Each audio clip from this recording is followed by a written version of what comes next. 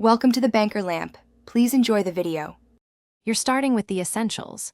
Confirm your laptop or phone supports display port alt mode over USB-C so video can pass through.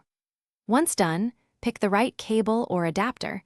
Active adapters handle 4K and long distances, while passive dongles work for short 1080p connections. Make sure to have power if the adapter requires USB-C PD. Power stabilizes signal and avoids flicker. Now plug the USB-C end into your source firmly, then we'll move to the display side. You're connecting to the monitor. Plug the HDMI plug from the adapter or cable into the display's HDMI port and switch the monitor's input to that HDMI number. If your adapter supports USB-C power delivery, connect the charger to the adapter now to supply consistent voltage. This prevents resolution drops. Once connected, wake your source device and check display settings. Set resolution and refresh rate to match the monitor. If you see no signal, try reseating both ends and cycling the monitor input. You're finishing up.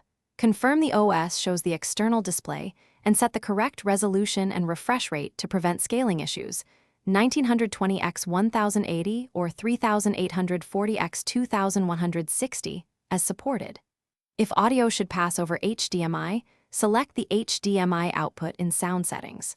Make sure drivers and firmware are current for stable output.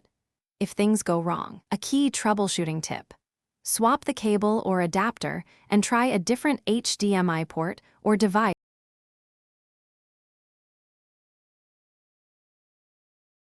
Thanks for watching. If this was helpful, leave a like and consider subscribing. See you next time.